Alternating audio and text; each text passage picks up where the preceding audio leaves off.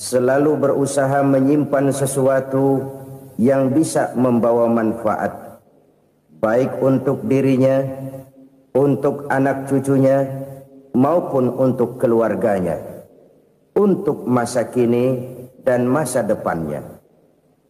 Kadang simpanan itu berbentuk uang, kadang berupa tanah, lain saat berbentuk pabrik, dan lain sebagainya. Sementara masa depan yang paling pasti adalah akhirat.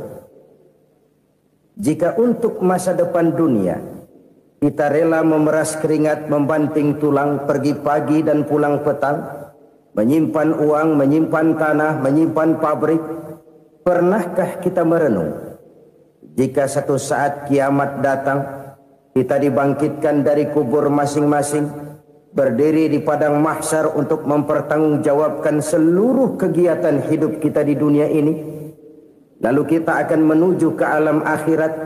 Sudahkah kita mempunyai simpanan untuk akhirat kita?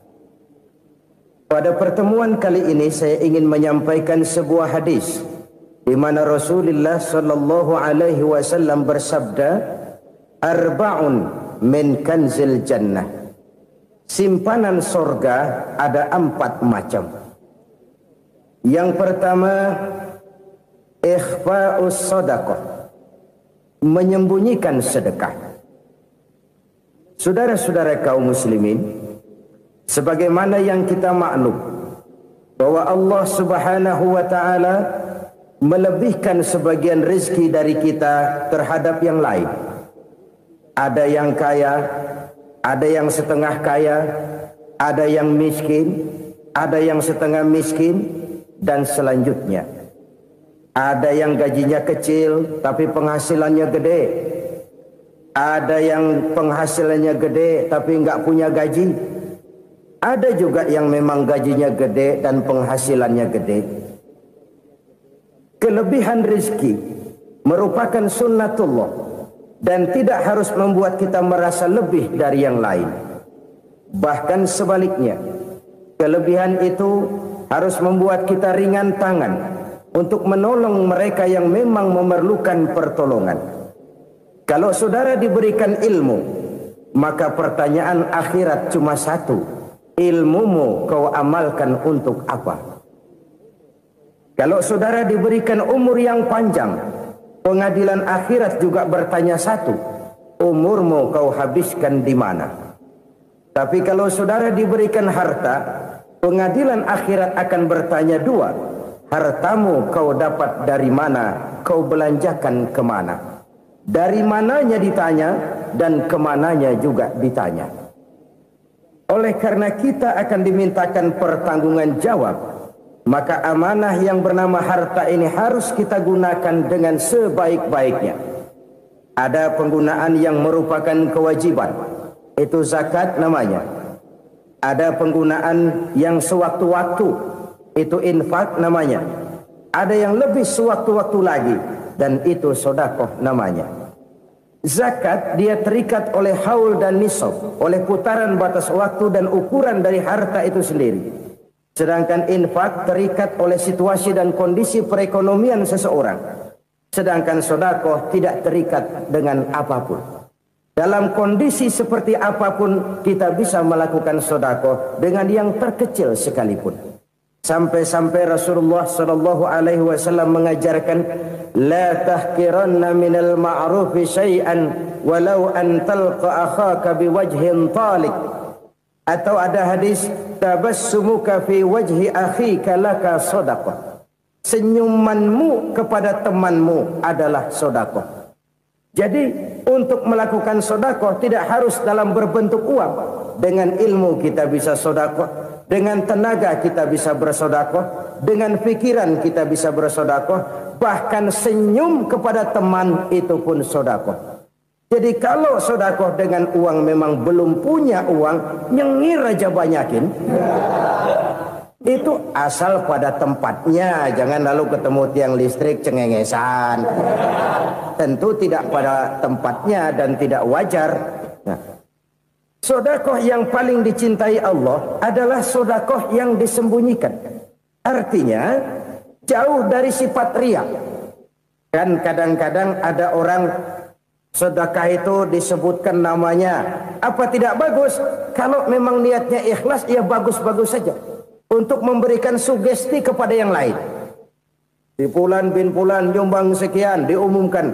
Boleh kalau niatnya untuk memberikan rangsangan kepada yang lain supaya dia menyumbang lebih besar dari orang tadi. Tapi kalau itu mendatangkan riya, maka sedekah yang paling dicintai Allah adalah sedekah yang disembunyikan. Tangan kiri saja tidak tahu apa yang diberikan oleh tangan kanan. Sedekah yang dilakukan dengan ikhlas akan merupakan perbendaharaan surga, tersembunyi dari pandangan orang lain, tidak seorang pun tahu. Karena memang sikap yang baik adalah melupakan kebaikan dan mengingat kesalahan. Itu salah satu ciri orang bahagia. Orang yang selalu mengingat kesalahannya dan berusaha melupakan segala kebaikannya. Kalau dia akan ada kebaikan, dia tidak bisa ikut, dia merasa rugi karena dia merasa belum pernah berbuat baik. Tapi kalau akan melakukan kesalahan baru, dia ingat kesalahan yang sudah-sudah, sehingga terhalang baginya untuk melakukan satu kesalahan baru. Demikianlah saudara-saudara, bahwa Allah melebihkan rizki sebagian kita dari yang lain, agar terjadi tolong-menolong dalam kehidupan ini. Jadi kesenjangan yang nature, kesenjangan yang alami, itu sunnatullah. Ada yang kaya, ada yang miskin, ada yang kelas menengah. Nah, kenapa lalu sekarang kita berusaha mengentaskan kemiskinan? Oleh karena adanya kesenjangan struktural. Kalau yang kaya bisa semakin kaya, kenapa yang miskin tidak bisa naik jadi ikut sedikit kaya? Sebab pada dasarnya Islam adalah agama yang sejak turunnya sudah berupaya memerangi kemiskinan. Bahkan dikatakan kemiskinan itu mendekatkan kepada kekufuran. Orang kalau miskin udah dekat banget sama kafir. Gampang menjadi kafir. Berapa banyak saudara-saudara kita yang oleh karena soal perut, oleh karena soal materi, terpaksa meninggalkan dan menanggalkan akidahnya.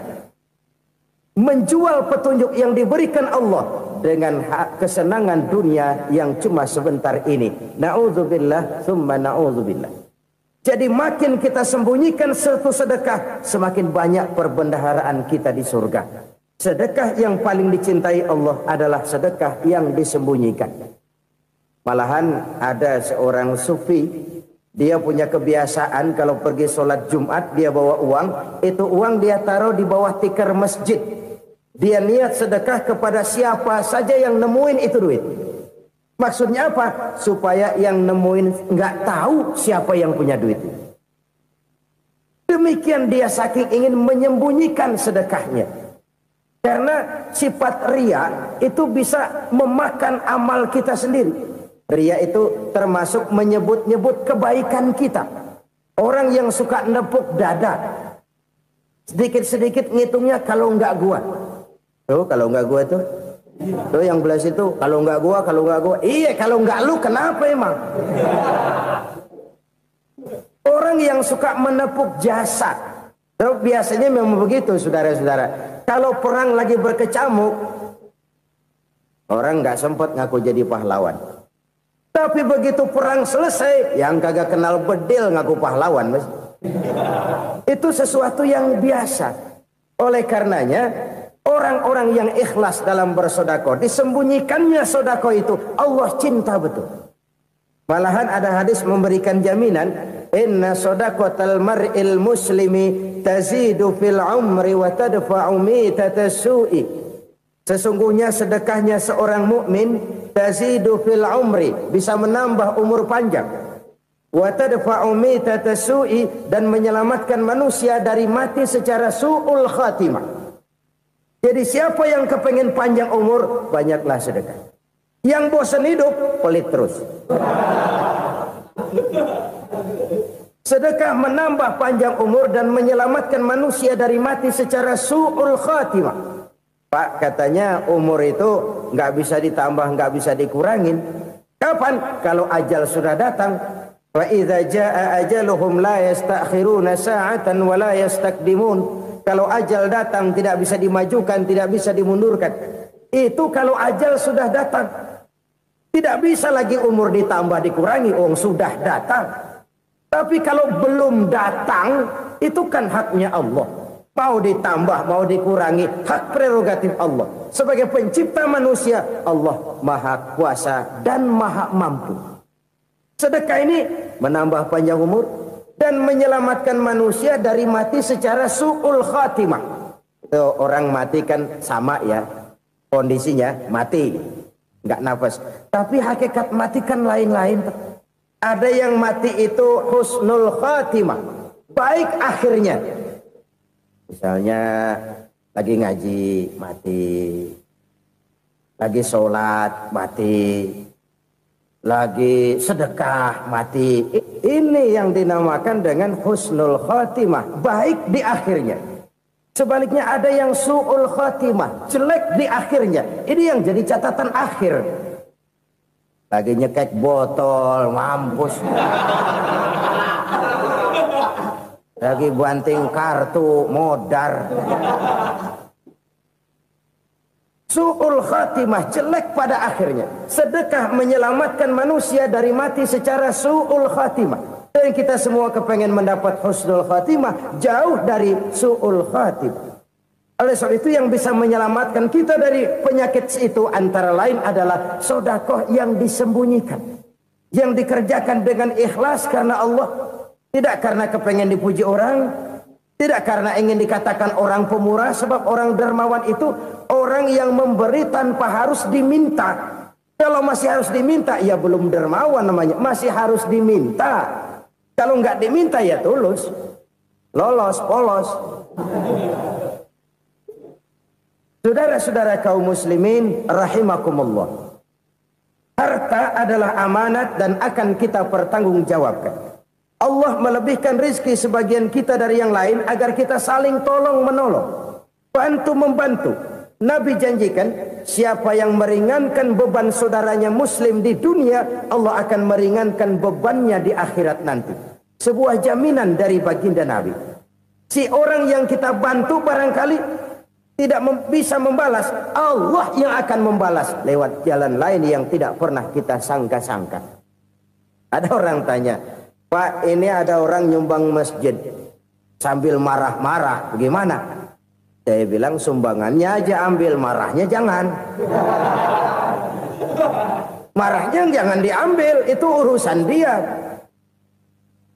Saudara-saudara kaum muslimin rahimakumullah. Umat Islam ini kan umat yang punya potensi besar. Kadang kita merenung, kenapa kadang-kadang pembangunan masjid kok lambat sekali? Kalau hotel hari ini peletakan pertama, bulan depan peresmian. Supermarket hari ini peletakan batu pertama, minggu depan peresmian. Tapi kalau sudah yang namanya masjid, kadang-kadang peletakan batu pertama sekaligus jadi batu terakhir. 3 tahun, 4 tahun, campur nebar jalak di jalanan, duit dijaring kayak ikan sepat. Apa tidak ada orang Islam yang kaya? Banyak. Apa tidak ada pengusaha muslim yang jadi konglomerat? Ada. Lalu yang belum banyak itu yang komit terhadap nilai-nilai agamanya. Akhirnya kita jatuh jadi umat yang lemah. Belum ada pengusaha konglomerat muslim buka pabrik supermi cap beduk misalnya umpamanya atau pabrik kecap cap sorban supaya identitas keislamannya sedikit kelihatan. Kita jatuh jadi umat yang lemah karena potensi tidak terinventarisir dengan baik. Kita ini ibarat kompor yang cuma matengin nasi orang lain. Potensi kita dimanfaatkan oleh orang lain. Ukhuwah Islamiyah kita baru terbatas kepada silaturahmi. Ukhuwah di bidang ekonomi kita lemah, ukhuwah di bidang kebudayaan kita lemah, apalagi ukhuwah di bidang politik kita lebih rapuh lagi. Padahal ukhuwah itu adalah totalitas kehidupan manusia, menyangkut ipolek sosbud, memerlukan nilai-nilai ukhuwah. Jadi oleh karena itu mari kita menyadari di dalam harta kita, walaupun kita yang cari, pergi pagi, pulang sore, peras keringat, banting tulang, di sana ada harta anak yatim. Di sana ada hak masjid. Di sana ada hak pesantren, di sana ada hak jihad. Berbahagialah seseorang apabila dia oleh Allah dijadikan keran. Keran itu menyimpan air, tapi tidak untuk dirinya, tapi disalurkannya kepada mereka yang memang memerlukannya. Saudara-saudara kaum muslimin rahimakumullah, ini yang pertama. Jadi perbendaharaan surga adalah menyembunyikan sedekah. Orang lain nggak tahu, kita pun nggak pernah ngitung-ngitung. Kita anggap lewat begitu saja, padahal itu deposit akhirat. Satu. Yang kedua, perbendaharaan surga itu apa? Wa kitmanul musibah, menyembunyikan kesulitan. Kadang orang takut menghadapi kesulitan, tapi makin kita merenung, hidup ini kan sebenarnya urusan. Takut sama urusan, ya jangan hidup. Tandanya orang hidup itu kalau punya urusan. Urusan melupakan problem. Problem sering menimbulkan kesulitan. Kesulitan bukan untuk ditakuti, tapi untuk diatasi dan dicarikan jalan keluarnya. Siapa sih orangnya yang nggak pernah sulit-sulit? Makin tinggi status sosialnya, makin gede urusannya. Makin tinggi kualitas imannya, makin berat tingkat kesulitannya. Cuma memang yang namanya enak itu seperti pelangi. Biang lala itu nggak pernah di atas kepala kita, di atas kepala orang melulu. Lo sih enak lo, kata kita. Dia juga bilang yang enak kan lo. Pelangi itu nggak pernah di atas kepala kita. Kata tukang beca, aduh enak ya naik Mercy. Kata tukang beca, apa yang di dalam mobil Mercy? Aduh enak bener tukang beca, di jok ngeringkuk ngorok pulas bener. Saya kamar pakai AC sejuk, tempat tidur sutra empuk, alga spring bed, kulak kulik nggak bisa pulas kalau belum minum Valium, belum tidur. Enak bener tukang beca, di jok ngorok nggak tahu wetan kulon. Si tukang beca bilang yang di Mercy enak, yang di Mercy bilang tukang beca enak. Inilah enak, nggak pernah di atas kepala kita, di atas kepala orang lain melulu enak itu. Nah, saudara-saudara, yang merupakan perbendaharaan surga itu orang yang bisa menyembunyikan kesulitan, baik pribadi ataupun rumah tangga. Nih terutama rumah tangga yang jadi soalnya. Kadang-kadang kita ini kalau senang, sebaliknya kalau senang kita diam, kalem aja, cuek. Banyak banget duit kita bawaan, diam aja udah. Malah ketemu orang takut. Tapi begitu susah, sekampung tahu. Padahal Nabi mengajarkan perbendaharaan surga itu menyembunyikan musibah, menyembunyikan kesulitan. Kalau enak, cerita sama orang-orang. Kalau nggak enak, rasain sendiri, tekan sendiri, atasin sendiri. Kita kan sebaliknya. Senang kita diam, asal lagi susah, paling tidak kita nyari teman buat cerita kesusahan. Siapa orangnya yang nggak pernah susah? Cuma soalnya bagaimana kita mengatasi kesusahan itu sendiri. Begitu juga misalnya kalau orang sudah berumah tangga, itu orang tuanya harus menjadi tempat dia cerita yang enak-enak saja. Yang nggak enak rasain berdua, selesaikan berdua, atasin berdua. Jangan dibalik. Asal senang diam, giliran susah saja. Maknya laporan. Terbalik. Bisa menjaga security informasi. Maka nama bayam keluar diem, malah seluitan. Enak amat lo makan daging ayam. Security informasi. Saudara-saudara kaum muslimin rahimakumullah. Ujian yang terberat itu yang pernah diberikan kepada para nabi, para rasul, para aulia, para ulama. Makin tinggi keimanan, makin berat bentuk kesulitan. Ayo saya kemukakan satu contoh saja. Ada seorang nabi yang kaya, nabi kaya, namanya Nabi Ayub. Iblis kalau orang begini kan keki, ibadahnya rajin, kaya. Nih yang kayak begini susah digodain. Kalau ibadahnya rajin, miskin, kali bisa disogok. Sini imannya mantap, ibadahnya rajin, kaya, nabi lagi. Tapi namanya iblis, nggak kurang akal. Laporan, Tuhan, kenapa Les? Ya ini bahasa saya, bahasa Qur'annya sih nggak gitu. Itu hambamu yang namanya Ayub, dia rajin ibadah cuma karena dikasih kaya aja. Coba kasih miskin dia, berhenti dia sembahyang. Ah, kamu bisa aja. Saya tahu Ayub itu hambaku yang ikhlas. Saya buktiin Tuhan, silahkan. Dibuktiin lah, iblis turun ke alamin. Yang mula-mula dia lakukan, dia rusak sawah ladang Nabi Ayub. Dia binasakan binatang ternak Nabi Ayub. Sehingga dalam waktu singkat, jatuhlah Nabi Ayub dari orang paling kaya jadi orang paling miskin. Beliau masih ibadah di mihrab dalam masjid. Datang iblis. Saudara Ayub, ya, lagi ngapain? Ibadah. Nyembah Allah, nyembah Allah. Oh, percuma. Kenapa? Tuhan yang ente sembah nih, dia udah bikin miskin ente. Sawah ladang ente hancur lebur, binatang ternak binasa. Sekarang ente jadi orang paling miskin. Ngapain nyembah Tuhan kayak begitu? Tekor. Udah berhenti dah ibadah, berhenti ibadah. Ini iblis sama Tuhan laporannya lain, yang dikerjakan kepada Nabi Ayub juga lain. Benar begitu iblis, kata Nabi Ayub. Iya, sawah ladang saya habis, buras. Binatang ternak saya binasa, binasa. Saya miskin, bangpak. Apa jawab Nabi Ayub? Bukan innalillahi, ya, ini hebat. Alhamdulillahillazi a'tani wa akhza minni. Segala puji bagi Allah yang telah memberikan harta kepada saya dan sekarang mengambilnya lagi. Alhamdulillah. Allah yang ngasih, Allah yang ambil. Itu mah urusan Allah. Iblis cuman ibadah jalan terus, sujud lagi Nabi Ayub. Iblis seleher gondok banget.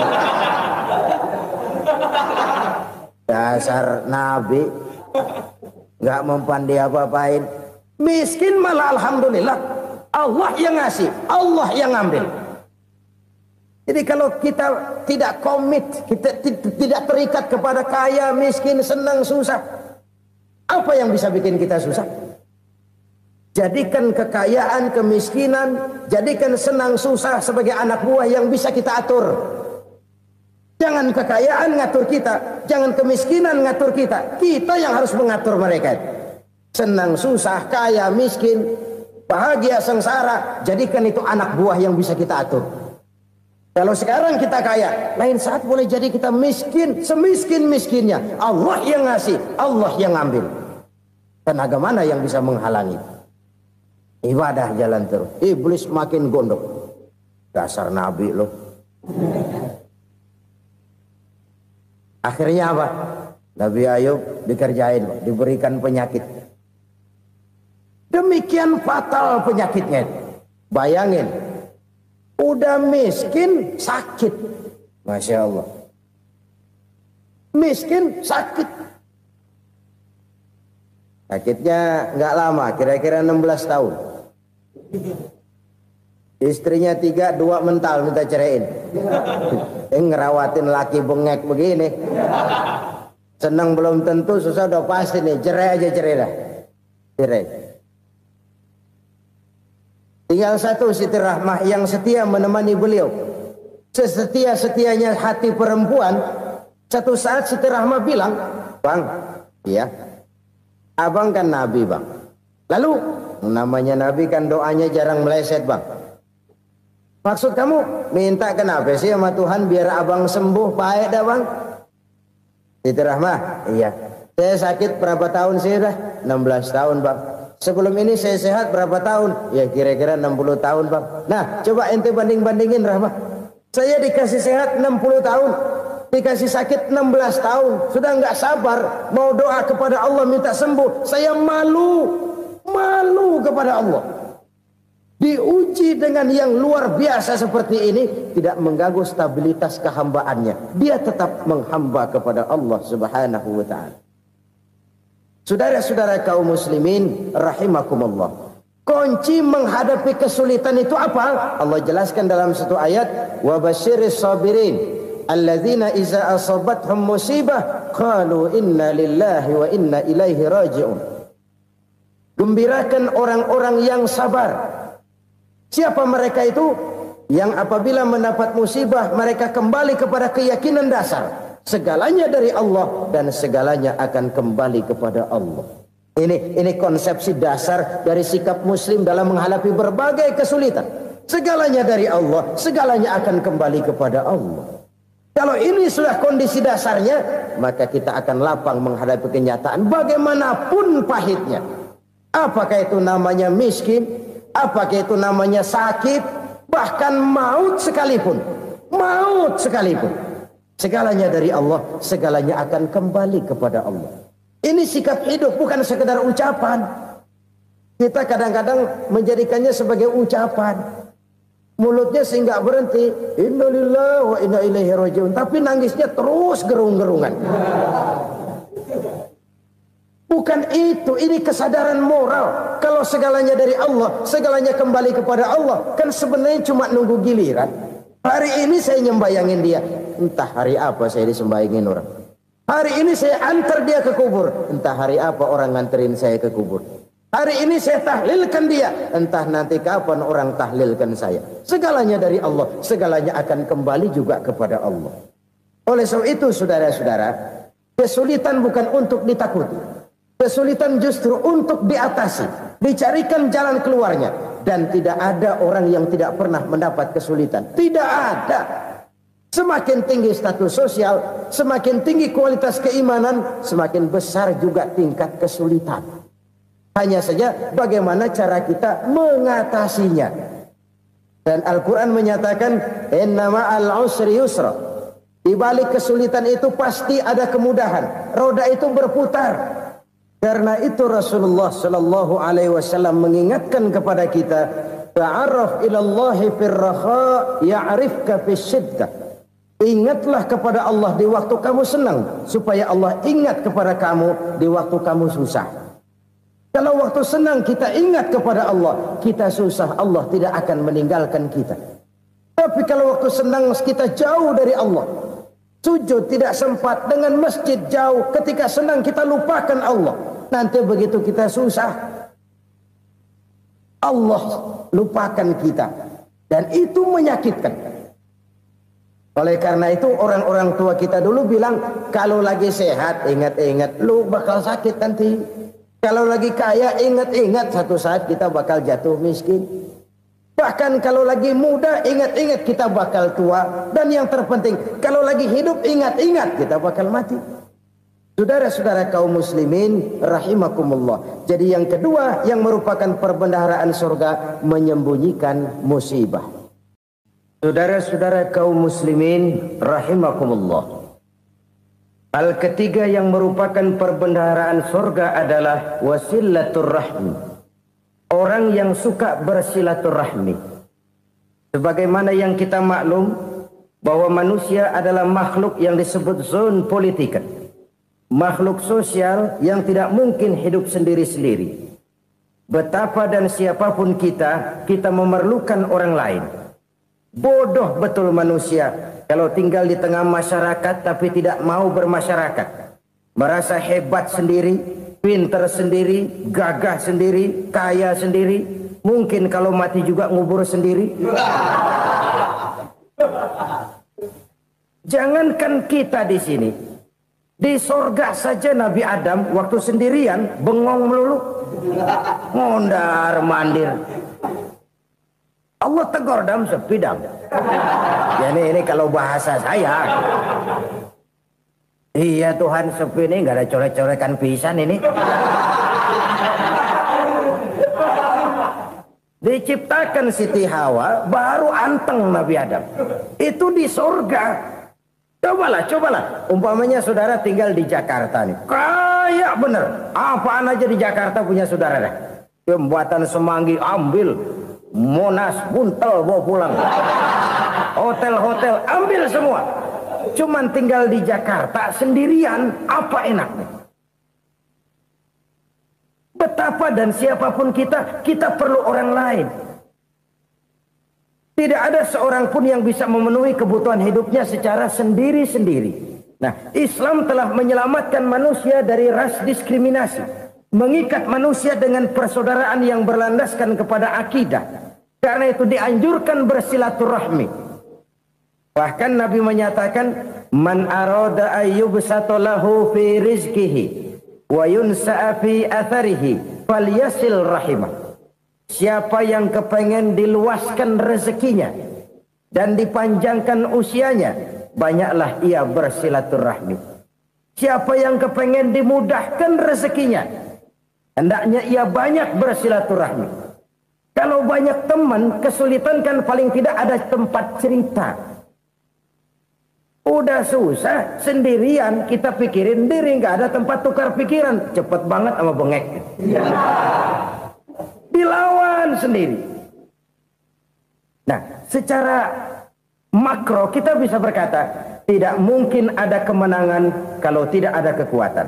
Tidak ada kekuatan kalau tidak ada kesatuan dan persatuan. Tidak mungkin ada kesatuan dan persatuan tanpa semangat silaturahmi. Kalau umat Islam mau menang, dia harus kuat.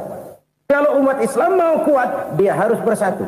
Kalau umat Islam mau bersatu, dia harus membudayakan silaturahmi ini.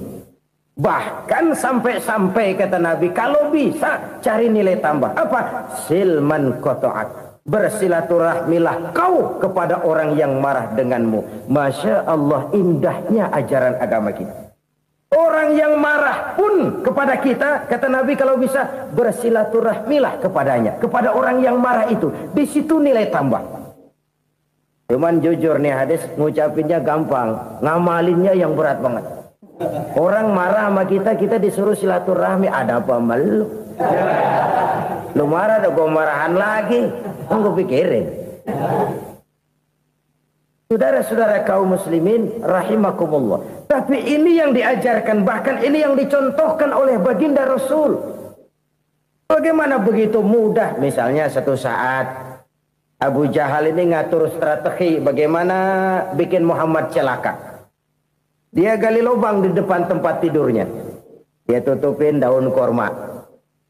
Terus dia panggil seseorang, ke sini. Kasih tahu Muhammad, pamannya sakit keras, minta ditengokin.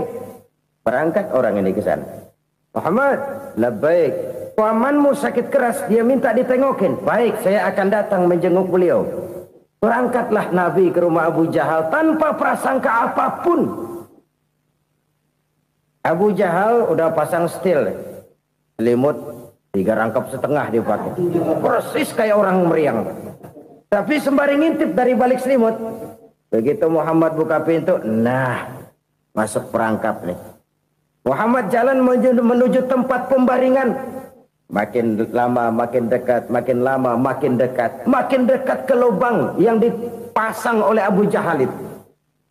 Dalam hati Abu Jahal, terus dah jatuh, mampus dah lo ini. Mampus lo hari ini nih. Apa yang terjadi? Malaikat Jibril datang. Muhammad, pamanmu cuma pura-pura sakit.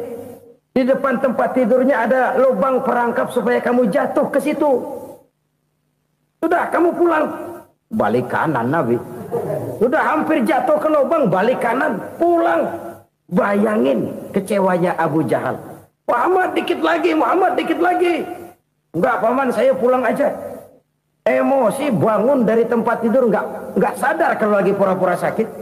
Lompat ngejar Nabi, dia lupa dengan lubang yang dia gali. Serak, nyemplung sendiri ke dalam lubang.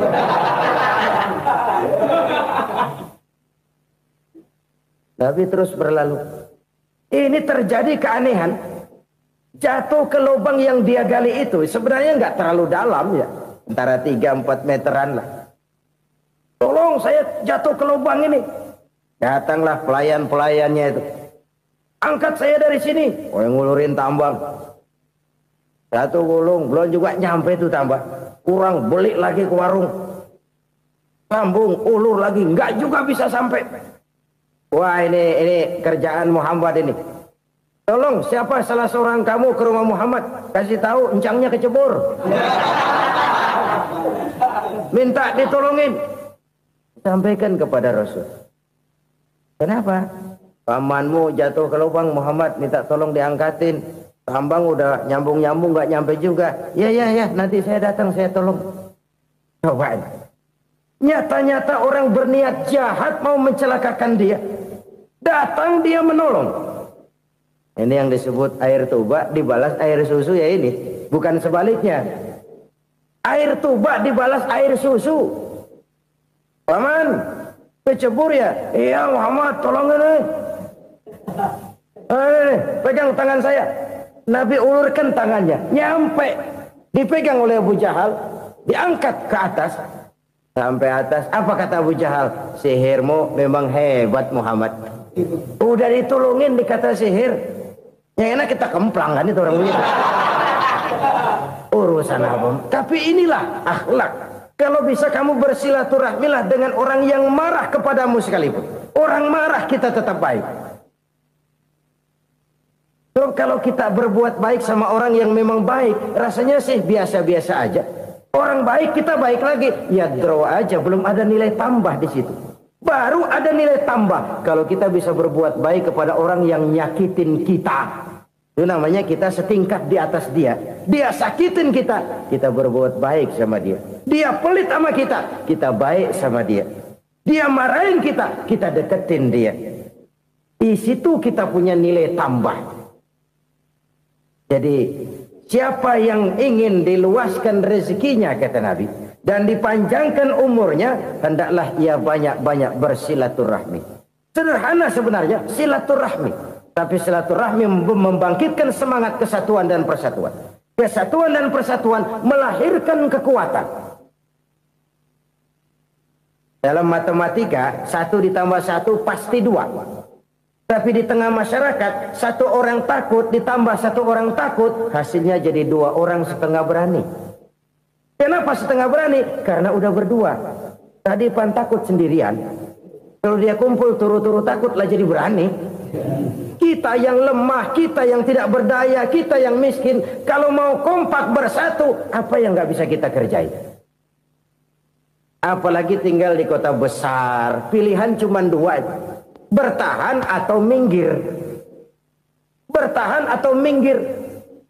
Untuk bisa bertahan harus mampu bersaing. Untuk mampu bersaing harus punya keahlian.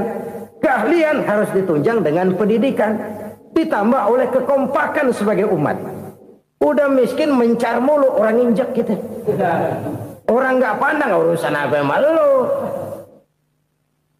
Oleh karena itu silaturahmi pada hakikatnya merupakan roh dari ukhuwah yang diajarkan oleh agama kita. Bagaimana Islam menyelamatkan masyarakat manusia dari ras diskriminasi, mengikat manusia, dan tidak ada persaudaraan yang lebih indah selain persaudaraan yang diikat dengan nilai-nilai akidah. Sepanjang orang di jalan Allah, itulah saudara kita. Keluar dia dari jalan Allah, selesailah persaudaraan sampai di situ. Karena itu, kalau ingin menyimpan sesuatu di surga, banyaklah bersilaturahmi. Datang ke rumah ini, datang ke rumah itu, dan lain sebagainya. Itu simpanan kita di akhirat nanti. Ini yang ketiga. Saudara-saudara, yang keempat, perbendaharaan surga itu apa?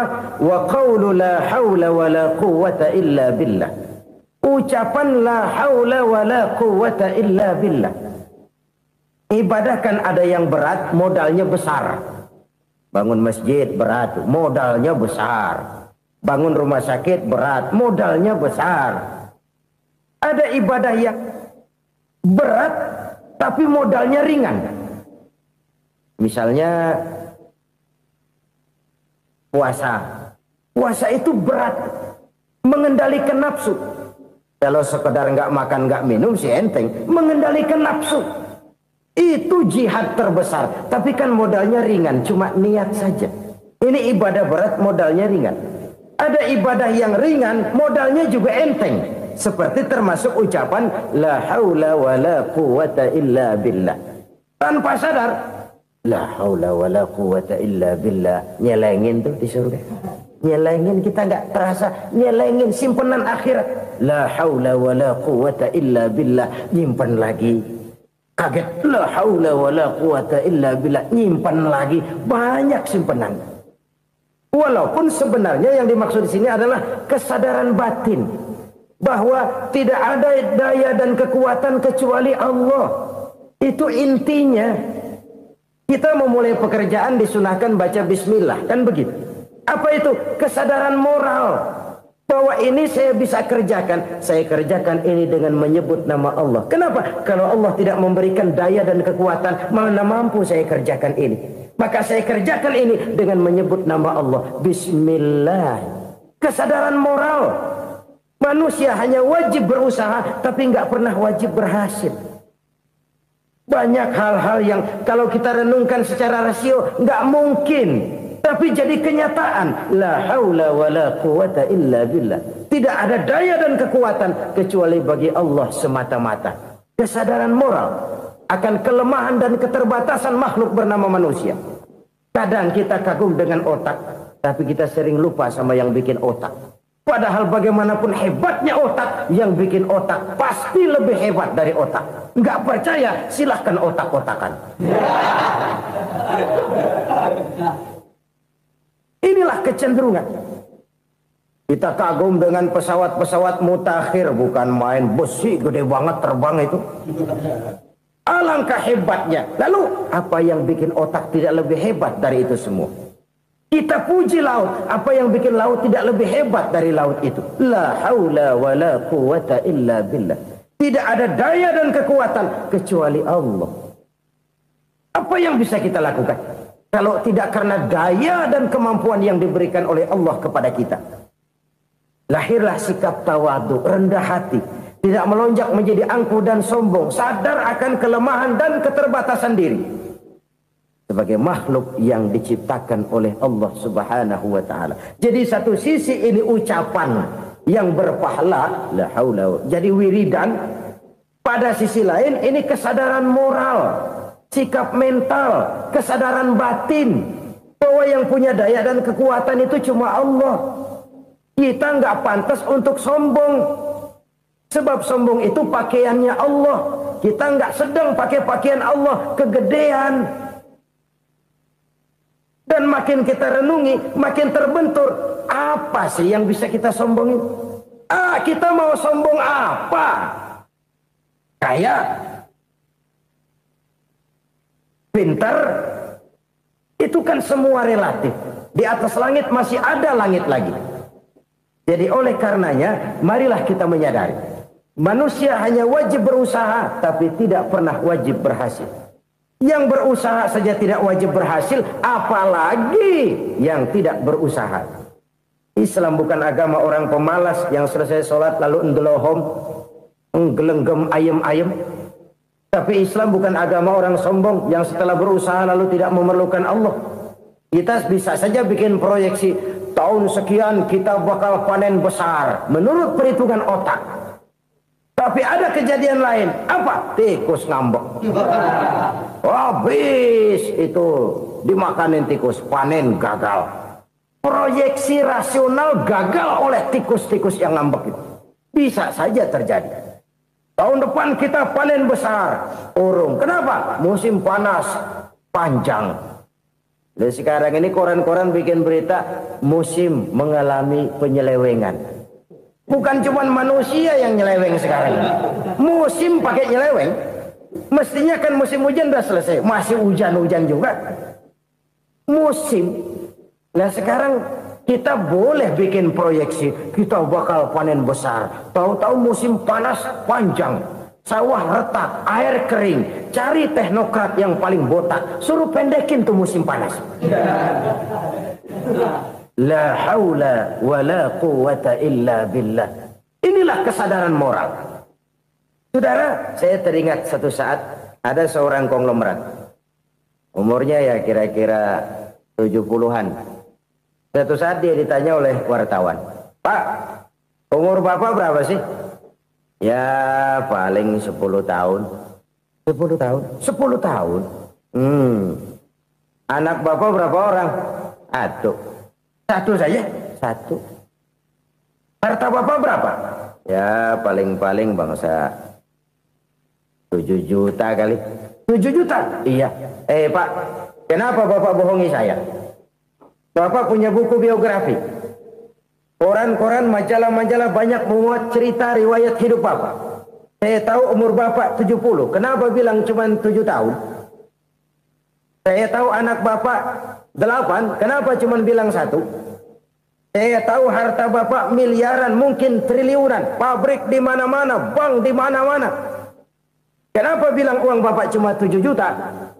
Nah, kata si konglomerat tadi, kamu benar nak, kamu benar. Umur saya kalau jumlahnya memang 70 nak. Cuman ingat-ingat saya, baru 7 tahun terakhir ini saya sujud. Baru 7 tahun terakhir ini saya berusaha dekat dengan Allah. Saya laksanakan perintahnya, saya jauhi larangannya. 7 tahun inilah rasanya yang ada nilainya di hadapan Allah. Yang 63 tahun matong, kelabu, kelem umur gue. Habis untuk maksiat, untuk munkarat. Maka ketika ditanya tadi, umur saya 7 tahun itu. Oh begitu Pak. Oh iya. Lalu anak Pak. Anak bapak kan 8. Kenapa bilang cuma 1? Nah, kalau jumlah hitungannya memang anak saya 8. Tapi dari 8 orang ini rasanya cuma 1 nih. Yang bakal jadi buah hati, belahan jantung. Pelanjut cerita, penerus sejarah. Bakal jadi anak soleh yang akan mendoakan saya. Cuma 1 rasanya anak saya ini yang bakal jadi buah hati saya. Besar-besaran saya. Yang akan mendoakan di kubur saya. Yang akan mendoakan di akhirat saya. Yang 7 orang mana, Masya Allah, yang atu tenggeng, yang atu nyekek botol ngolo, yang atu nggak karu-karuan. Makanya saya bilang 1 anak saya yang akan bisa mendoakan saya. Oh begitu Pak. Iya. Nah harta Pak, harta Bapak kan triliunan, pabrik Bapak di mana-mana, uang Bapak hampir di tiap bank-bank besar. Kenapa bilang cuma 7 juta? Betul kau nak. Harta saya kalau jumlahnya memang miliaran, triliunan mungkin. Tapi yang saya ingat baru 7 juta tuh yang saya belanjakan di jalan Allah. Saya nyumbang masjid, saya santuni yatim piatu, saya bantu pembangunan pesantren, saya bantu pembangunan rumah sakit Islam. Itu yang akan saya bawa pulang ke akhirat, yang 7 juta itu. Yang triliunan itu nanti akan diperebutkan oleh anak-anak saya sebagai waris saya. Jadi harta saya 7 juta itu yang bakal nemenin saya di akhirat. Yang akan saya bawa pulang jadi teman saya. Saudara-saudara kaum muslimin, jangan-jangan orang tua itu adalah kita-kita ini. Jangan-jangan kita-kita ini adalah orang tua itu. Jangan-jangan itu potret dari diri kita masing-masing.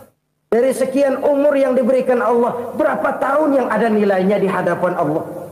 Dari sekian anak-anak yang merupakan amanah, berapa yang akan mendoakan kita sebagai orang tuanya menjadi anak soleh? Dari sekian banyak harta yang diberikan Allah, berapa yang akan kita bawa pulang menghadapnya nanti, yang kita belanjakan di jalan Allah? Ini sebuah potret kehidupan. Karena itu kita kembali kepada la haula wa la quwwata illa billah. Kita wajib berusaha, kita wajib berikhtiar. Selebihnya, segala daya dan kekuatan hanya milik Allah saja semata-mata. Satu kesadaran batin dari setiap pribadi muslim. Setelah ia berusaha dan berikhtiar, ia menyerahkannya kepada Allah Subhanahu wa ta'ala. Jadi satu sisi ini merupakan wiridan ucapan yang mengandung pahala. Pada sisi lain ini merupakan sikap batin dari seorang muslim di dalam ia menghadapi realitas kehidupan ini. Saudara-saudara kaum muslimin rahimakumullah. Kalau ini kita jadikan satu basis kehidupan, maka ini akan menyelamatkan manusia dari kemungkinan tergelincir menjadi orang yang lupa diri dan lupa darat. Sebab itu Imamul Ghazali berpesan, jadidis safinah fa innal bahra amiq wa khuziz zad fa inna safara ba'id wa khaffifil hamla fa innal hamla sadid. Perbarui selalu kapalmu karena lautan sangat dalam. Bawa bekal yang banyak karena perjalanan ini sangat jauh. Ringankan beban karena kebanyakan beban akan menyakitkan. Alangkah indah kalimat ini, alangkah dalam makna yang terkandung di sana. Perbarui selalu kapalmu karena lautan sangat dalam. Apa artinya ini? Jaga mentalmu baik-baik. Pelihara imanmu baik-baik karena hidup penuh cobaan seperti lautan. Kita kalau berlayar di lautan kan kadang-kadang tenang, angin bertiup sepoi-sepoi basah. Jika malam datang bintang gemintang bertabur menghias cakrawala. Rembulan memantulkan sinarnya dengan indah. Dalam keadaan begitu berlayar enak. Tapi lain saat ombak menggunung, halilintar menyambar, angin topan bertiup. Berapa banyak sudah saudara-saudara kita yang tenggelam di lautan dunia tanpa sadar bahwa dia belum sampai kepada pantai yang akan dituju. Berapa banyak sudah saudara-saudara kita yang tenggelam di lautan dunia ini tanpa sempat bangkit lagi. Dia menyangka sudah sampai kepada tujuannya. Hati-hati kapal jangan sampai bocor karena lautan sangat dalam. Iman ini jaga baik-baik karena hidup penuh dengan ujian. Wa khuzizat fa inna safara ba'id. Bawa bekal yang banyak karena perjalanan sangat jauh. Saudara mau ke Bandung, bawa duit. Saudara mau ke Surabaya, banyakan lagi duitnya. Saudara mau ke Mekah, gepokan, iketan tuh duit nggak lembaran lagi. Makin jauh perjalanan, makin banyak bekal yang harus kita bawa. Kalau saudara dari Jakarta mau ke Surabaya, kagak bawa duit berangkat juga, itu sih bukan berani namanya, nekat. Sampai Surabaya belum tentu, sengsara di jalan udah pasti. Kenapa? Nggak bawa bekal berangkat. Sama juga kita nih, misalnya belum sempat sembahyang, mati. Waduh, berani banget orang. Belum punya bekal, mati. Sengsara di jalan. Atau bekal tidak cukup. Dari Jakarta saudara mau ke Surabaya, bawa duit 500 perak. Paling jauh Cikampek nyampenya itu. Paling jauh itu. Antara jauhnya perjalanan dengan bekal yang saudara bawa tidak seimbang. Hidup ini perjalanan panjang. A walking tour. Dimulai dari alam arwah. Sebelum jasad diciptakan, roh diciptakan lebih dulu. Dari situ pindah ke alam rahim. Dari alam rahim pindah ke alam dunia. Dari alam dunia pindah ke alam barzah. Baru menuju akhirat. Satu perjalanan panjang. Kalau bekal tidak bawa, sengsara di jalan. Bawa bekal yang banyak karena perjalanan ini sangat jauh. Wa khaffifil hamla, ringankan beban karena beban itu cuma akan menyulitkan. Kalau bekal itu sih keperluan, tapi beban nggak kita perluin, coba ngeberat-beratin. Apa ini beban? Dosa, kecurangan, kebatilan, kezoliman, ketidakadilan, kesewenang-wenangan. Itu akan jadi beban kita di akhirat. Alangkah celakanya, perjalanan panjang, bekal tidak bawa, beban kelewat banyak, alamat sengsara di jalan. Pahala tidak ada, dosa berlipat ganda. Na'udzubillah, summa na'udzubillah. Kalau kita rangkum nasihat Al-Ghazali dengan kisah si konglomerat tadi, kita akan mengambil kesimpulan. Pertama, bekal terbaik dalam menghadapi gejolak kehidupan ini tidak lain adalah iman. Yang kedua, pahala dan dosa. Dua hal kontroversial. Pahala adalah bekal, dosa adalah beban. Tapi kita sekarang kan tidak begitu terangsang kepada yang abstrak. Orang berlomba mencari yang konkret-konkret saja. Yang real. Kalau memang dosa, benjol dong. Kira-kira begitu. Kira-kira begitu. Persis orang Yahudi dulu. Orang Yahudi itu kan pernah minta kepada Nabi Musa. Ya Musa, lan nu'mina laka hatta narallaha jahrah. Musa, kami nggak bakal mau beriman kepada Allah kalau belum kami lihat Allah ada nongkrong di depan kami. Kalau memang Tuhan ada, taruh dong di depan kami. Mau yang konkret-konkret saja. Kalau memang dosa, benjol dong. Kalau memang pahala, berasa dong. Orang terangsang kepada yang real, yang konkret-konkret saja. Karena itu, untuk mengejar dosa, orang mau bayar. Tapi untuk mengejar pahala, walaupun tidak bayar, orang segan. Ini yang dikatakan oleh Nabi, kamu mengharapkan ke surga, tapi kamu berat melaksanakan sesuatu yang bisa membawa kamu ke surga. Kamu ingin jauh dari neraka, tapi tiap saat kamu lakukan perbuatan-perbuatan yang justru menjerumuskan kamu ke neraka. Idda'aitum an-najata minan nar wa ramaitum fiha anfusakum. Kamu ingin selamat dari neraka, tapi kamu lemparkan diri kamu ke neraka. Kamu ingin masuk surga, tapi berat sekali kamu melakukan perbuatan-perbuatan yang bisa menyampaikan kamu di surga. Saudara-saudara kaum muslimin rahimakumullah. Jadi hal keempat yang merupakan perbendaharaan surga adalah la haula wa la quwwata illa billah. Satu sisi ini merupakan ucapan yang memperberat timbangan akhirat. Pada sisi lain ini merupakan sikap hidup seorang muslim. Kesadaran batin yang sangat dalam bahwa tidak ada daya dan kekuatan kecuali Allah. Dan itu kita simbolkan pada saat memulai pekerjaan dengan bismillah, dengan menyebut nama Allah. Satu kesadaran moral, saya hanya bisa melakukan ini karena diberikan daya dan kekuatan oleh Allah. Lahirlah sikap tawadu, rendah hati, tidak melonjak menjadi angkuh dan sombong. Saudara-saudara, sampai sini dulu jumpa kita kali ini. Semoga 4 perbendaharaan surga ini dapat kita lakukan, yang kelak akan merupakan bekal kita di kemudian hari nanti. Amin ya rabbal alamin. Bapak-bapak, ibu-ibu, saudara-saudara kaum muslimin rahimakumullah.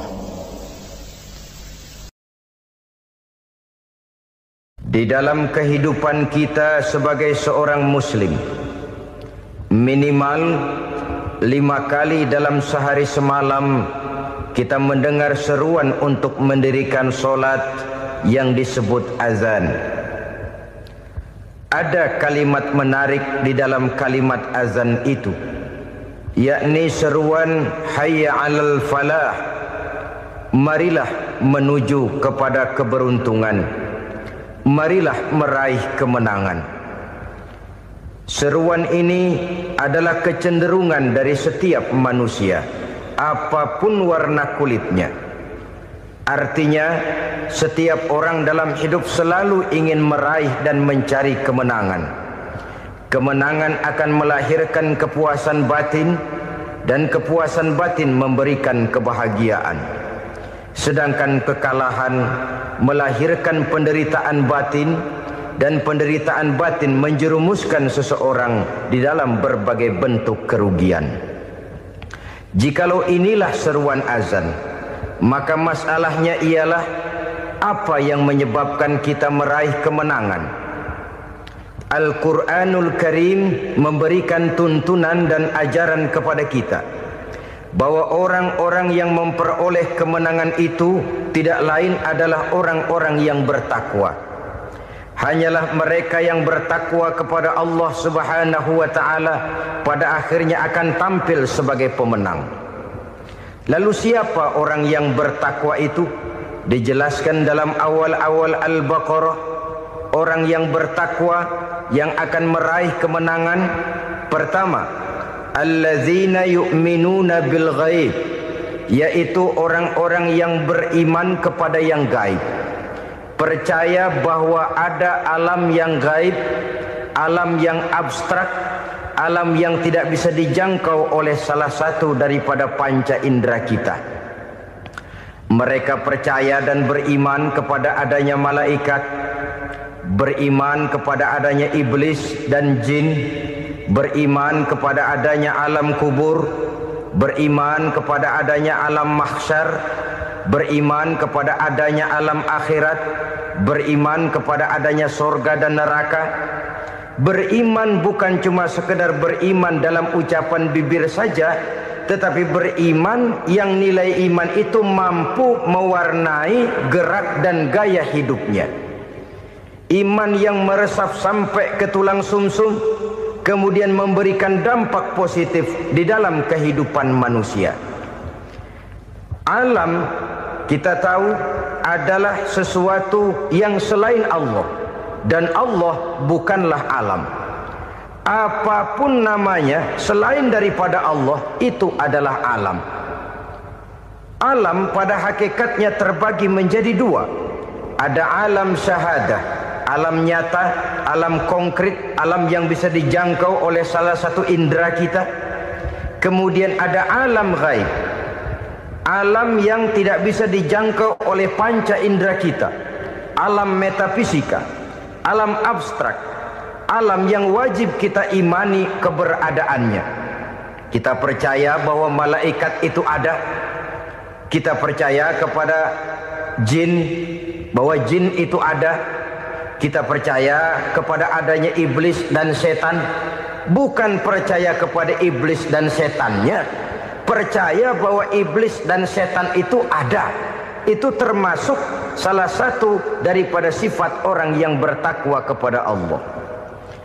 Saudara-saudara kaum muslimin rahimakumullah, kecenderungan pembangunan yang lebih bersifat materialistis biasanya menggeser aspek kehidupan rohani. Orang berpikir empiri, dan dalam pola pikir yang demikian maka alam gaib tidak lagi mendapat perhatian. Aspek kehidupan yang bersifat rohaniah malah mulai ditinggalkan. Akibatnya terjadilah kepincangan di dalam kehidupan kita. Pernah ada satu pengalaman pribadi dalam perjalanan kembali ke tanah air. Dalam pesawat di sebelah kanan saya duduklah seorang Jerman namanya Heiner Simonsen. Iseng saya ajak kenalan, saya ajak ngobrol, saya tanya dia. Saya bilang, Mas Heiner ini, kalau pesawat yang kita tumpangi ini jatuh ke bawah, kira-kira apa yang bakal terjadi, Mas? Dia bilang, kita semua akan mati. Begitu? Iya. Oke. Apa itu mati? Tanya saya. Dia bilang, untuk tahu apa itu mati, kita harus tahu lebih dahulu apa itu hidup. Saya pikir nih bule bisa ngomong juga. Baiklah kata saya. Apa hidup menurut Anda itu?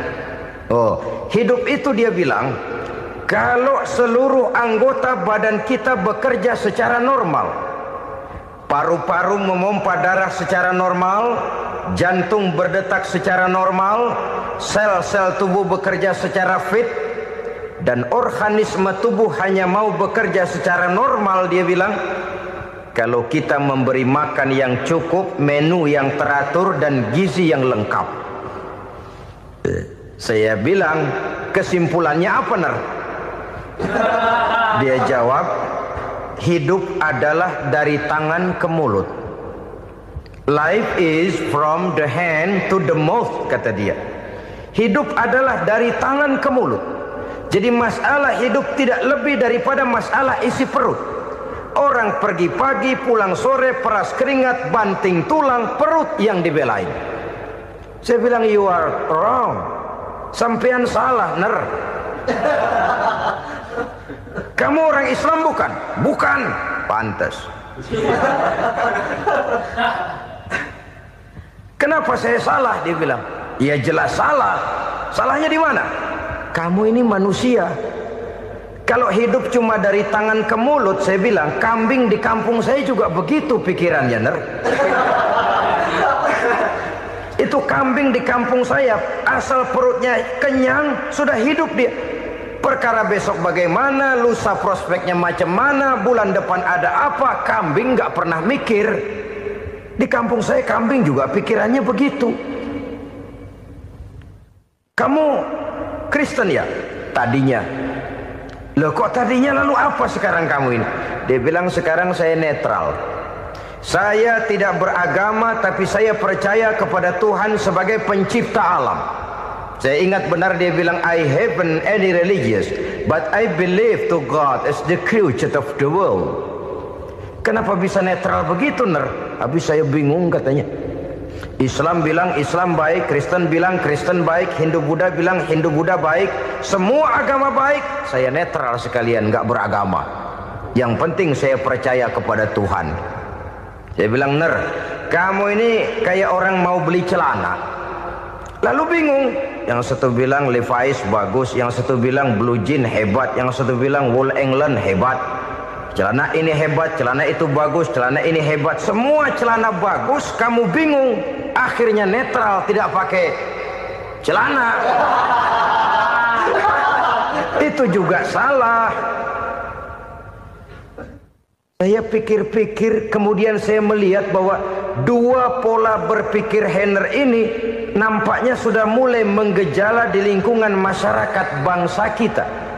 Disadari atau tidak, secara jujur kita harus berkata, dua pola pemikiran Heiner ini mulai berkembang di tengah masyarakat bangsa kita.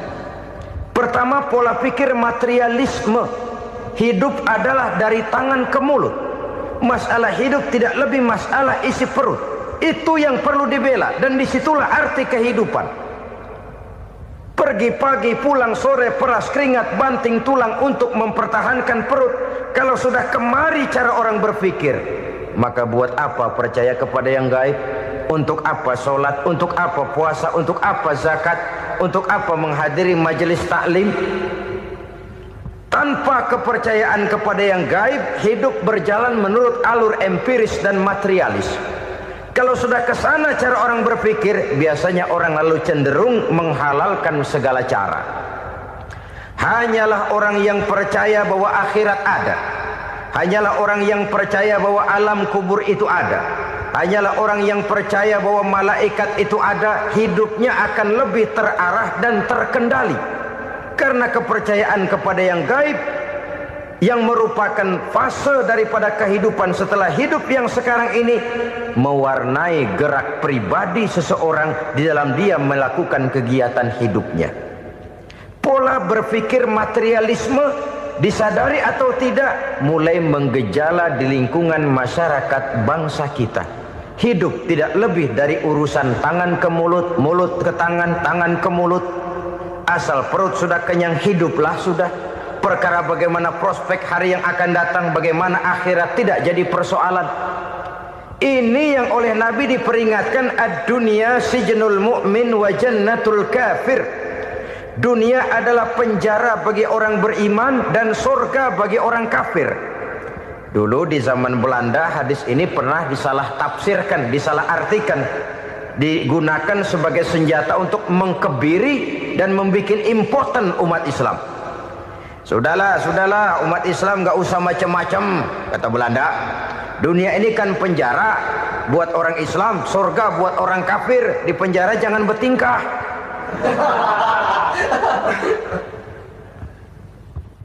Pengertiannya tidak begitu. Dunia adalah penjara bagi orang mukmin. Artinya dalam kehidupan dunia seorang mukmin tidak bebas memperturutkan hawa nafsunya. Di penjara hawa nafsunya itu. Sebaliknya, surga bagi orang-orang kafir. Buat orang kafir, surgalah dunia ini. Mereka bebas memperturutkan hawa nafsunya. Dilarang tidak terlarang, dicegah pun tidak tercegah. Mereka hidup menurut alur bisikan nafsu mereka sendiri. Kemudian bila ajal datang, maut merenggut nyawa, selesailah surganya sampai di situ. Maka bagi orang-orang yang tidak percaya kepada adanya akhirat, kepada adanya alam gaib, surganya sebatas umurnya. Sekali lagi, surganya sebatas umurnya. Bila umur selesai, ajal pun datang merenggut nyawa, selesailah sudah surganya sampai di situ. Alangkah pendeknya perjalanan orang-orang yang tidak percaya kepada alam gaib ini. Bagi kita mukmin, jikalau kita mampu memenjarakan hawa nafsu, kita bisa bahagia di dunia ini. Dan Islam memang tidak menyuruh kita sengsara di dunia. Raih dunia, kejar dunia, gapai dunia sebagai alat untuk mencapai kebahagiaan di akhirat nanti. Hidup adalah satu perjalanan panjang yang terbentang sejak kita terlahir dari alam rahim sampai kepada alam akhirat nanti. Andai kata kita gagal meraih kebahagiaan di dunia, toh kita masih punya akhirat. Tapi jangan jadi dalil yang melemahkan semangat. Biarin dah kita di dunia kebelangsak, yang penting akhirat. Akhirnya dunia benar-benar kebelangsak. Bagaimana dunia ini bisa kita raih, dan bagaimana meraih dunia untuk menunjang kepentingan akhirat nanti. Yang kedua, dari pikiran Heiner yang saya lihat menggejala di lingkungan masyarakat bangsa kita, timbulnya manusia-manusia netral. Seolah-olah Tuhan yes, agama no. Sama Tuhan percaya, agama ogah. Tuhan ngangguk, giliran agama godeng. Padahal hampir dalam setiap ayat dalam Quran, kata-kata amanu biasanya bergandeng dengan wa amilus shalihat. iman dan amal soleh. Ini sebagai isyarat Tuhan dan agama jangan pernah dipisah-pisah. Apabila kita bertuhan, maka kita harus beragama. Apabila kita beragama, maka agama itu harus bersumberkan dari Tuhan yang kita imani itu. Tidak mungkin kita pisah, Tuhan yes, agama no. Sama Tuhan percaya tapi agama bikin sendiri. Sembayangnya cukup bengong 2 jam madep ngulon.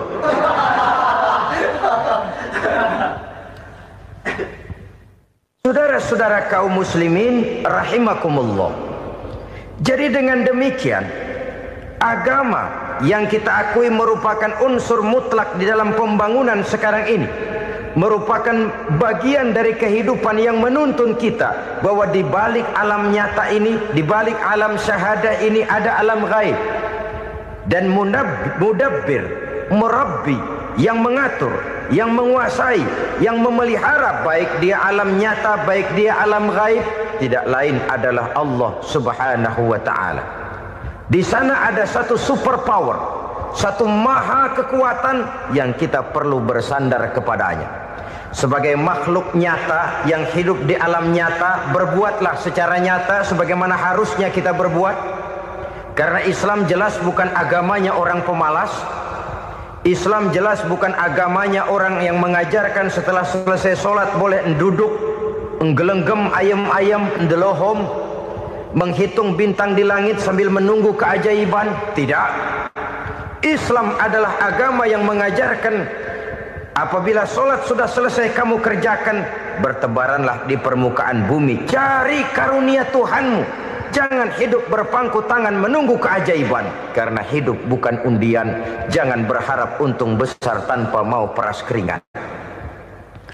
Tapi di sebalik itu toh kita juga harus yakin bahwa di sisi usaha nyata yang kita lakukan ada satu super power, satu maha kekuatan gaib yang menentukan berhasil dan tidaknya usaha kita. Kepercayaan kepada hal semacam inilah yang mendorong kita untuk mempunyai sandaran vertikal, agar jikalau usaha ini berhasil, kita tidak lupa diri dan lupa daratan. Jikalau usaha ini gagal, kita tidak putus asa dan buruk sangka, tidak cupik pandangan dan sempit hati, tapi mampu melihat persoalan dengan kacamata putih sambil husnuzon kepada Allah Subhanahu wa ta'ala. Kita percaya malaikat itu ada. Ada yang namanya raqib dan atid, mengawasi gerak hidup kita sampai kepada gerak hati kita. Ini memberikan sugesti agar kita berhati-hati. Tidak sejengkal tanah pun kita bisa berlindung dari pengawasan raqib dan atid. Ada munkar nakir yang akan menyoal kita di alam kubur. Ada malaikat Malik, penjaga neraka. Ada malaikat Ridwan yang menjaga surga. Kita percaya kepada adanya jin, kita percaya kepada adanya setan, iblis. Percaya kepada adanya, bukan mempercayai si setan, si iblis lalu menjadikannya sebagai teman. Tidak. Percaya bahwa mereka itu ada dan merupakan makhluk Allah yang gaib, yang diciptakan Allah Azza wa Jalla. Kepercayaan kepada alam gaib memberikan motivasi terhadap gerak lahir manusia, sehingga dengan motivasi kepercayaan kepada yang gaib, gerak lahir jadi lebih terarah, jadi lebih terpelihara. Pernah seseorang bertanya, "Pak, apakah adanya akhirat bisa dibuktikan secara ilmiah?" Saya bilang tidak bisa, tidak bisa. Kenapa? Karena yang berangkat nggak pernah pulang kemari lagi. Kalau dia pulang kemari bisa kita tanya bagaimana enak di sono. Cuma secara moral saya katakan, lebih beruntung orang yang percaya kepada akhirat daripada yang tidak. Sekarang saudara percaya akhirat ada, lalu saudara baik-baik di dunia, sholat, puasa, zakat, menolong orang lain, menebarkan kebajikan. Saudara mati, andai kata akhirat tidak ada, toh dalam hidup saudara sudah berbuat baik. Paling tidak nama saudara akan dikenang sebagai orang baik.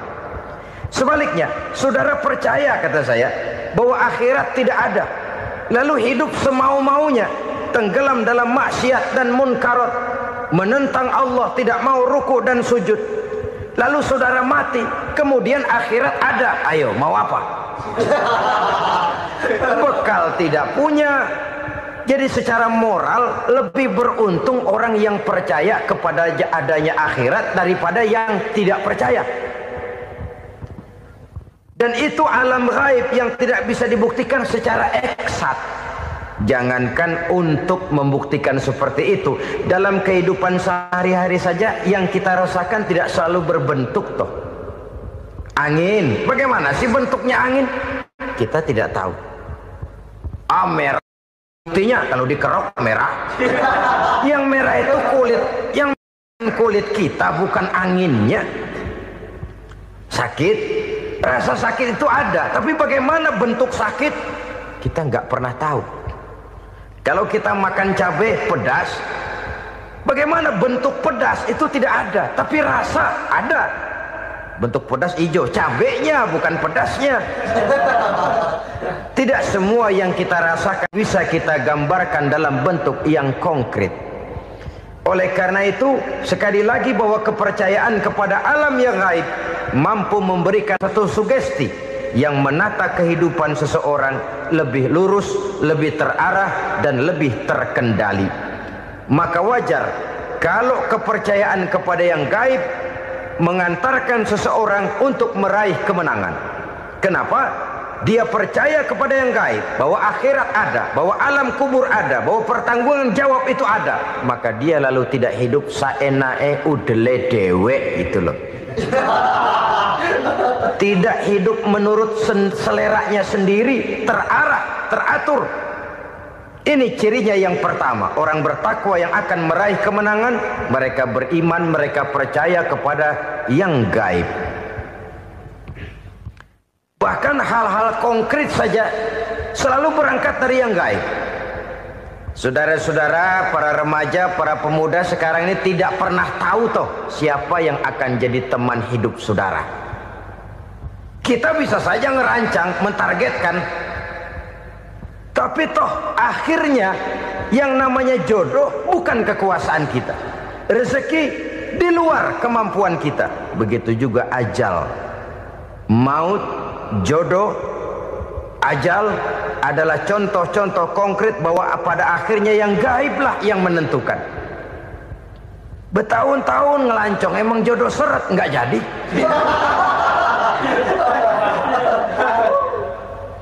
Begitu kenal baru setengah malam nginep ditangkap hansip kan. Hal-hal semacam itu kadang-kadang kita berpikir suuzon, gile, perempuannya cakep banget, lakinya rebek amat. Memang begitulah jodohnya.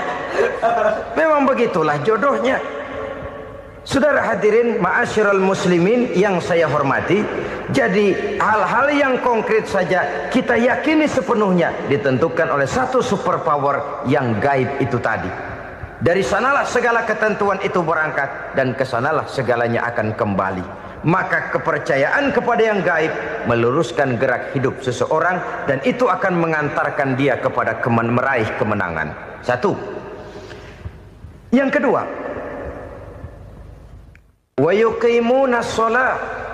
Orang bertakwa yang akan meraih kemenangan itu adalah orang-orang yang mendirikan sholat. Kenapa sholat mengantarkan orang untuk meraih kemenangan? Yang jelas, inna sholata tanha anil fahsya'i wal munkar. Sholat mampu mencegah manusia dari perbuatan keji dan munkar. Banyak filsafat hidup yang terkandung di dalam sholat ini. Sejak kita wudhu sampai kita menghadap ke arah kiblat, sampai kita melakukan gerak-gerak sholat, bacaan-bacaan yang ada di dalam sholat, lalu sampai kepada mengucapkan salam. Banyak filsafat hidup yang terkandung di dalam sholat. Umpamanya saja, setelah takbiratul ihram mulai kita dengan sholat dalam posisi berdiri, diajarkan dalam kitab-kitab fikih agar kita melihat ke arah tempat sujud. Ini kan filsafat kehidupan. Kalau kamu sholat dalam posisi berdiri, lihat tempat sujud. Jangan sholat mata jelalatan, sebab nanti bisa mengurangi kekhusyuan. Jadi wajar kalau yang dikatakan bahwa yang paling afdol adalah shaf yang di depan. Kenapa? Secara harfiah pengertiannya akan lebih mengundang kekhusyuan. Kenapa? Kalau kita di shaf paling depan di masjid umpamanya paling banter kita lihat tembok. Tapi kalau kita shaf di tengah atau di belakang, orang-orang di depan kita pun akan kelihatan. Yang bajunya loreng, yang bajunya genggang, yang bajunya macam-macam.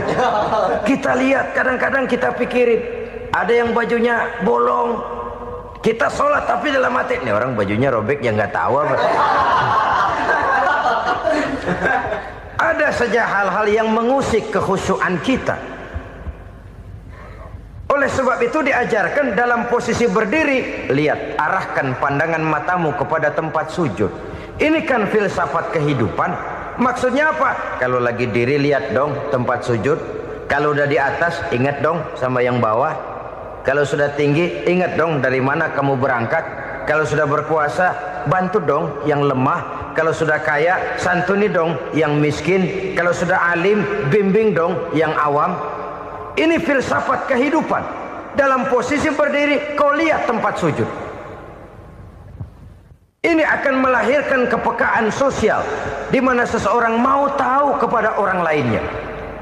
Bagaimanapun kaya kita, tinggi pangkat dan jabatan kita, jikalau hidup hanya untuk kepentingan perut sendiri saja, rasanya belum membawa manfaat di dalam kehidupan kita. Tapi efek yang tertinggi sesungguhnya, sholat mencegah manusia dari perbuatan keji dan munkar. Perbuatan keji dan munkar walaupun kelihatannya mendatangkan uang, membawa keuntungan, tapi itu keuntungan semu, keuntungan sementara. Dengan menipu orang lain kita bisa dapat untung, tapi tidak membawa berkah. Dan itu adalah kerugian besar dalam kehidupan kita. Maka untuk meraih kemenangan harus dimulai dengan membentuk kepribadian yang tegar, memiliki sandaran vertikal yang langsung kepada Allah Subhanahu wa ta'ala. Dan itu hanya bisa kita tempuh melalui jalur ibadah formal yang sudah ditentukan Allah, yakni sholat yang 5 waktu. Untuk memperkuat itu ada sholat-sholat sunnah, rawatib, nawafil sebagai terminal-terminal kontrol cadangan untuk memelihara stabilitas temperatur batin di dalam kita berhubungan dengan zat yang maha gaib, yaitu Allah Subhanahu wa ta'ala.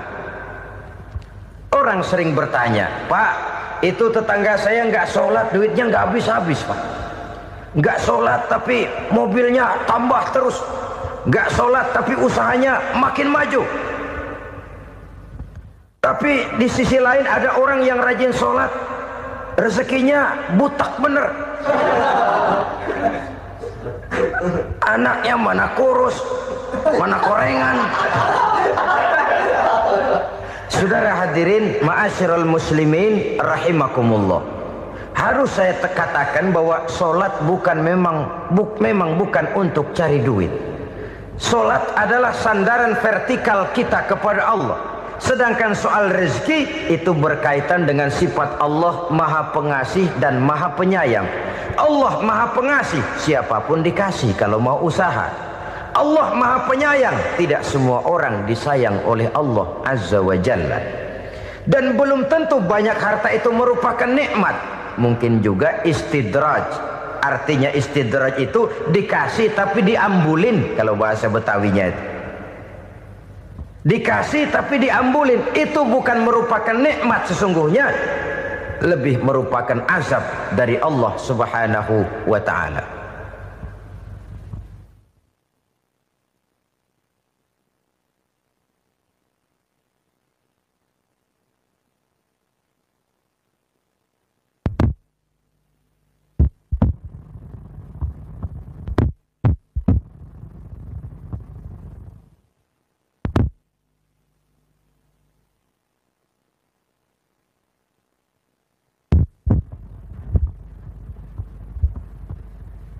Agama mempunyai sistem sholat, dan kita umat Islam telah dituntun oleh Allah Subhanahu wa ta'ala yang wajibnya 5 kali dalam sehari semalam mendirikan solat, dan itu tentu berada dalam jangkauan kemampuan manusia.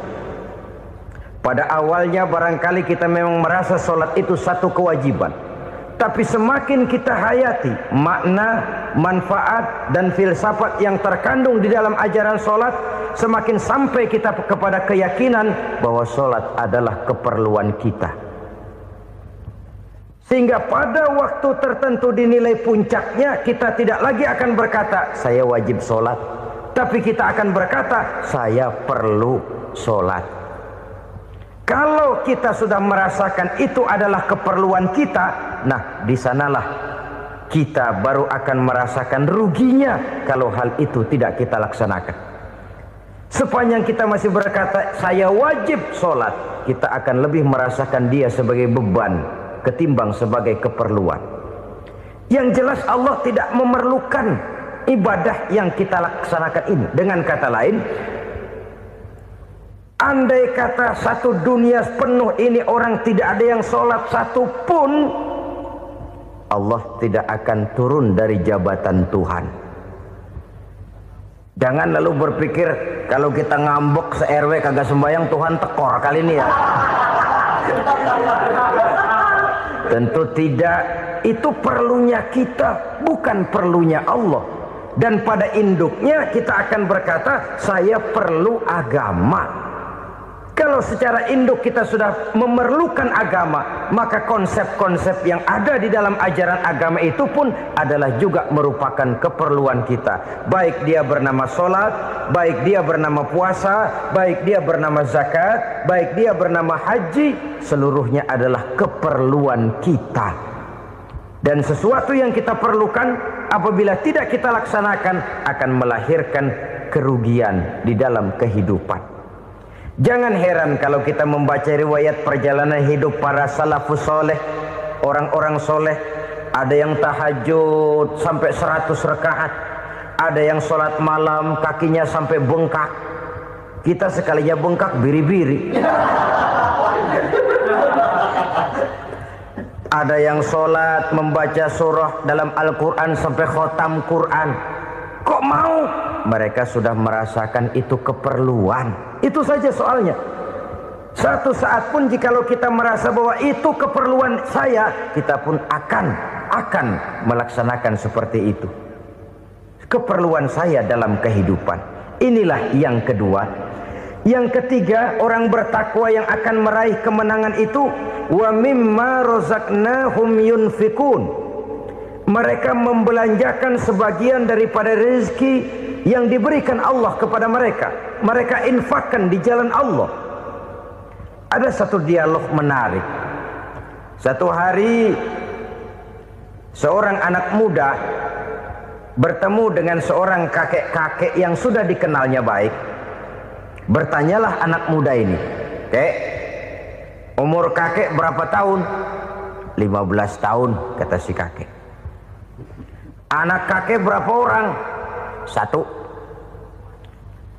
"Harta kakek berapa banyak?" 15 juta.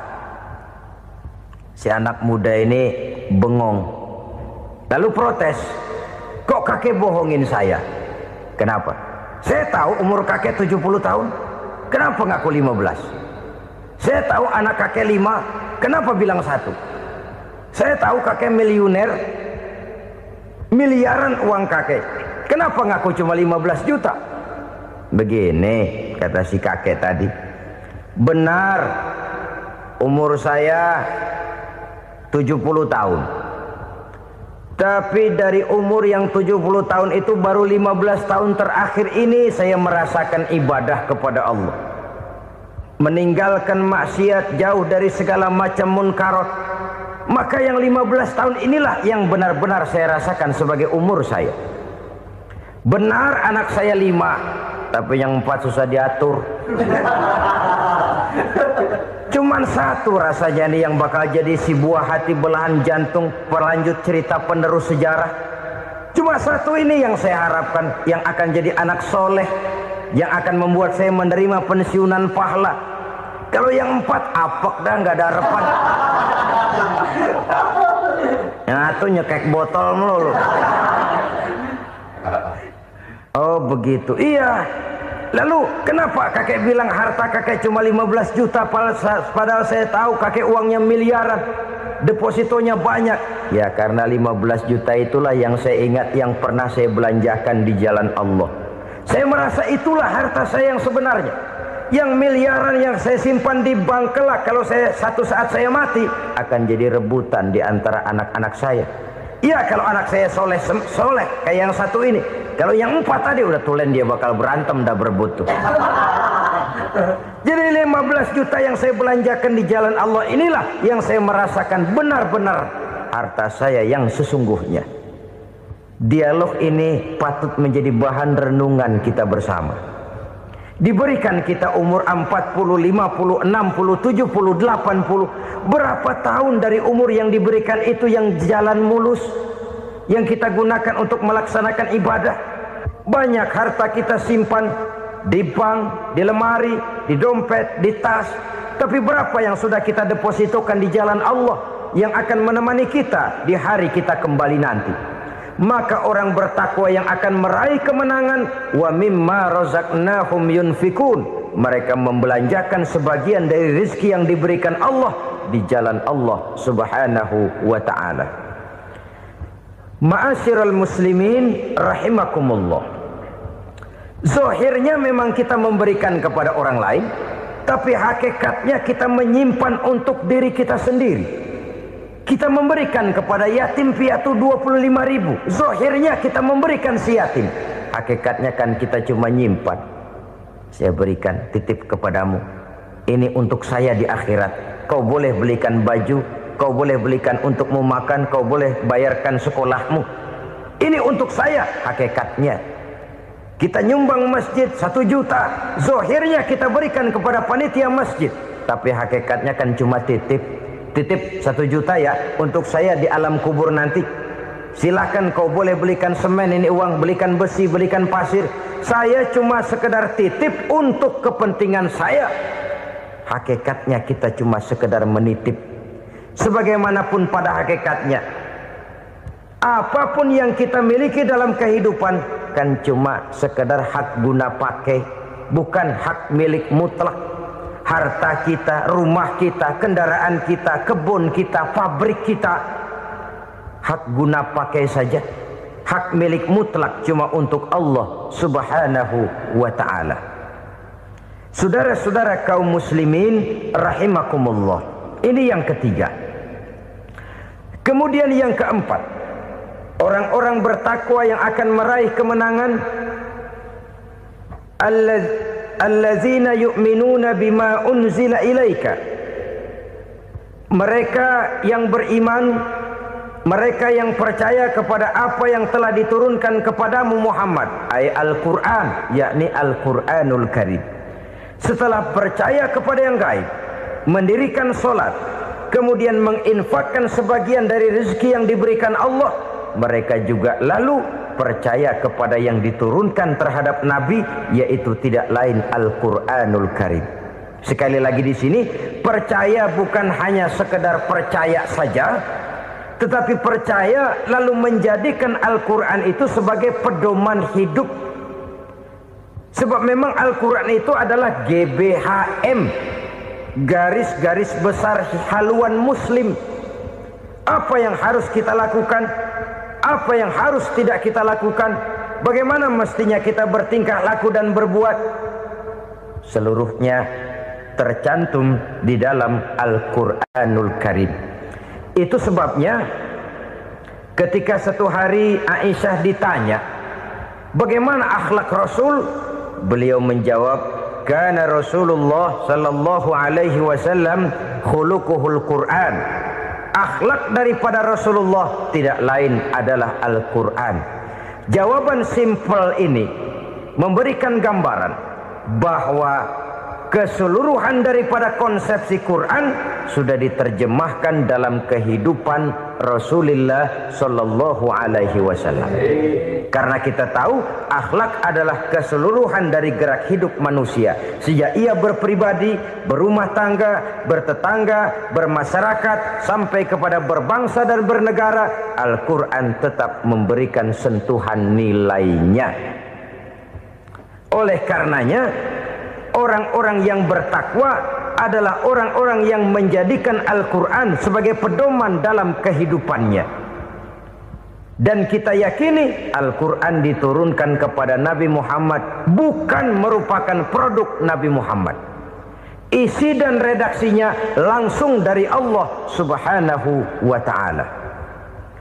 Kemudian cirinya yang kelima, orang bertakwa yang akan meraih kemenangan itu, wa ma unzila min qablika. Tidak hanya sekedar percaya kepada yang diturunkan terhadap Nabi Muhammad yaitu Al-Quran, mereka juga percaya kepada apa yang pernah diturunkan kepada para nabi, kepada para rasul sebelum Nabi Muhammad. Percaya kepada adanya suhuf, percaya kepada adanya Taurat, percaya kepada adanya Injil, percaya bahwa Allah dahulunya sudah menurunkan Taurat kepada Musa, percaya bahwa Allah sudah menurunkan Injil kepada Isa, percaya Injil ada, Taurat ada, diturunkan Allah untuk Isa dan Musa, tetapi tidak wajib mengamalkannya karena kita sudah diberikan Al-Quranul Karim. Ini yang perlu saya garis bawahi. Kita percaya Allah telah menurunkan Injil dahulu kepada Isa. Kita percaya bahwa Allah telah menurunkan Taurat dahulunya kepada Nabi Musa. Kadang-kadang ini dijadikan dalih, dikacaukan pengertiannya. Quran saja mengajarkan bahwa orang yang bertakwa harus percaya kepada Injil, maka pakailah Injil. Apalagi kalau ayat sebelumnya ditilap, dihapus, dihilangkan, Injilnya yang ditekankan, maka akan terjadilah penekanan yang salah arah. Karena salah arah akhirnya bisa merusak dan menghancurkan akidah. Ketika Rasul suatu saat pernah ditanya orang, "Ya Rasul, bagaimana sikap kita sebagai muslim terhadap Injil yang ada sekarang?" Beliau menjawab, "La tukadzibuhu jami'an wa la tusaddiquhu jami'an." Jangan didustakan seluruhnya, jangan juga dibenarkan semuanya. Artinya, ini sudah merupakan gambaran dari Rasul bahwa dalam Injil yang ada sekarang masih ada ajaran-ajaran tauhid yang dibawa oleh Nabi Isa dan diajarkan kepada umatnya. Tapi juga dalam Injil yang sekarang ini sudah terkena intervensi dan investasi manusiawi.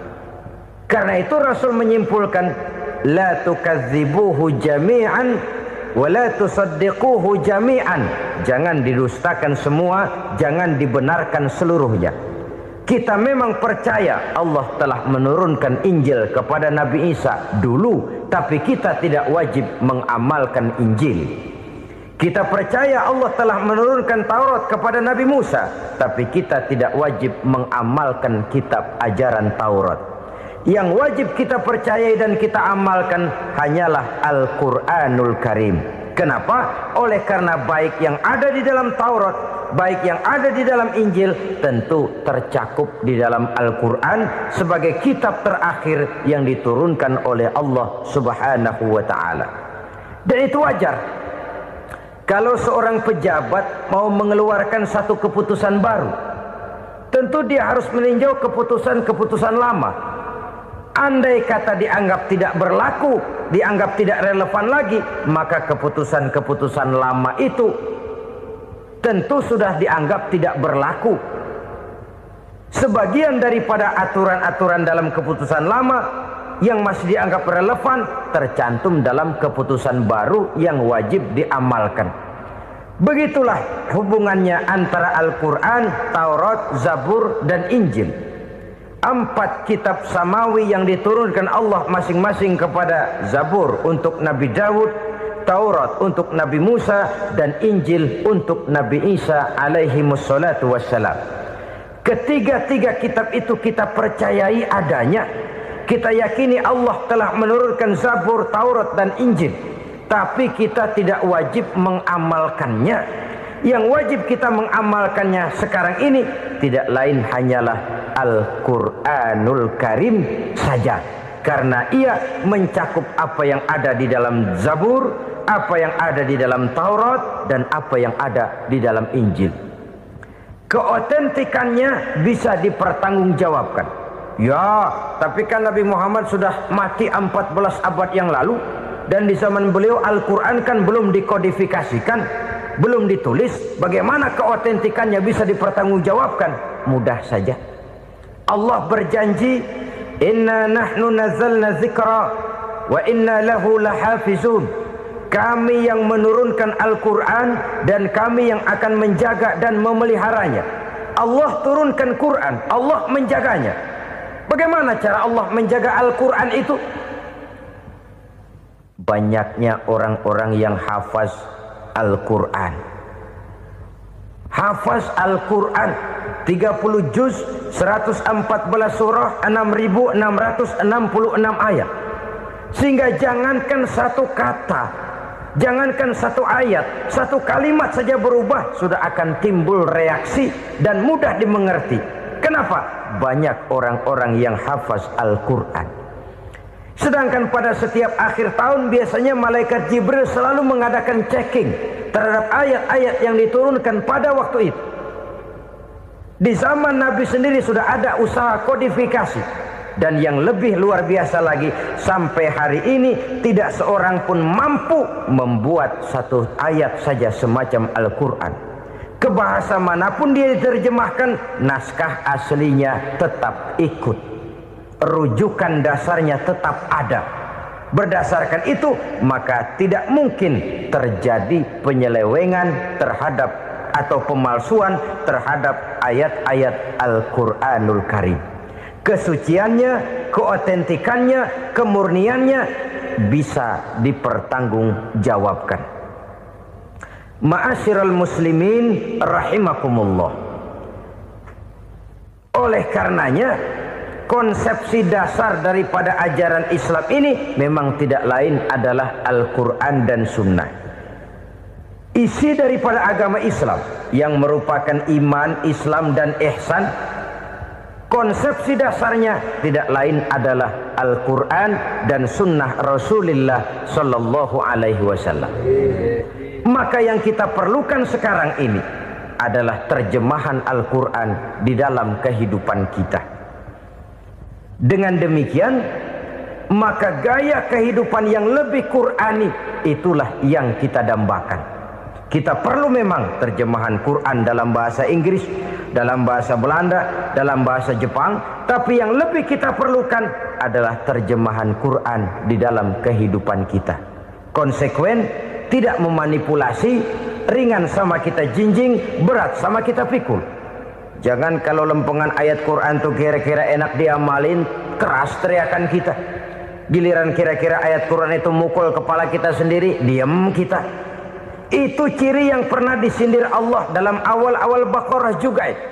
Ciri beragamanya orang yang munafik. Kullama adha'a lahum masyawfih, kata Allah. Wa iza azlama alaihim qamu. Apabila terang mereka jalan, apabila gelap mereka berhenti. Artinya, kalau kira-kira di Islam nguntungin, rame-rame pada teriak Islam. Tapi ketika diminta untuk berjuang, ketika dituntut untuk berkorban, rame-rame mengundurkan diri. Nasib agama tidak ubahnya seperti daun pisang yang dikait orang di tepi jalan lantaran tak berpayung di ketika hari hujan. Manakala hujan usailah sudah, daun itu pun dicampakkan di tepi jalan, diinjak pula orang nan lalu. Artinya, orang menjadikan agama cuma sebagai lipstick, decoration only, tidak konsekuen. Hanya pada saat-saat kelihatannya Islam membawa keuntungan, rame-rame orang teriak-teriak tentang Islam. Tapi jikalau diminta berjuang, jikalau dituntut untuk berkorban, biasanya rame-rame juga mengundurkan diri. Jangan heran kalau mayoritas hitungan kita, tapi minoritas peranan kita. Kuantitas kita dalam jumlah, tapi dalam kualitas kita lebih sering jadi penonton daripada jadi pemain. Padahal itu sangat tidak boleh terjadi. Umat Islam di Indonesia harus bangkit. Umat Islam di Indonesia harus sadar akan keberadaannya. Tidak boleh hanya jadi penonton berpangku tangan, karena memang agama kita juga mengajarkan untuk konsekuen di dalam menjabarkan ajaran-ajaran daripada agama kita. Kita sering jatuh menjadi umat yang lemah oleh karena kita ini tidak pandai menggalang kebersamaan yang diakibatkan tidak konsekuennya kita. Diistilahkan bahwa umat Islam di dalam menggalang kebersamaannya itu harus seperti orang main sepak bola. Saudara-saudara kan tahu orang main sepak bola itu. Orang main sepak bola, kalau pertandingan belum dimulai sih silakan saja kumpul di luar lapangan, atur strategi yang baik. Tapi kalau pertandingan sudah dimulai, turun ke lapangan hijau, jangan kumpul terus. Ada sepak bola gotong royong, mundur-mundur rame-rame, depan ke depan kumpul melulu mainnya. Kalah. Orang main sepak bola itu ya harus ada penyerang tengah, harus ada penjaga gawang, harus ada strikernya, harus ada kiri luarnya, kanan dalamnya yang jadi backnya. Posisi boleh bermacam-macam, tapi yang penting saling ngoper untuk menggolkan gawang lawan. Begitulah umat Islam ini. Boleh ada yang jadi pejabat, boleh ada yang jadi pengusaha, boleh ada yang jadi petani, silakan ada yang jadi seniman, ada yang jadi penyair, ada yang jadi artis sekalipun. Tapi kalau sudah berhasil menguasai bola, jangan lupa operannya. Operan itu yang langka. Kita ini muslim kadang-kadang kalau sudah memegang menguasai bola, kalau belum mau mampus, belum mau ngoper. Nanti kalau sudah nggak punya bola, baru mau ngoper. Kalau sudah dengar-dengar mau dekat pensiun, baru mau jihad, baru mau berjuang, baru mau ngurus pesantren. Tanda tangan sudah tidak laku, memo sudah tidak dihargai, baru mau berjuang. Kemarin kemana mas? Kita tidak pandai memanfaatkan posisi. Dengan kata lain, kalau kembali kepada persoalan kita, konsekuensi kita terhadap agama yang kita anut ini belum ideal. Kita masih lebih sering berislam ini pada saat-saat yang menurut perhitungan kita membawa keuntungan. Tapi kalau diminta berjuang, dituntut berkorban, yang itu pun hakikatnya adalah untuk kepentingan kita juga. Allah tidak pernah menuntut kita untuk jihad bagi kepentingan Allah, itu tidak.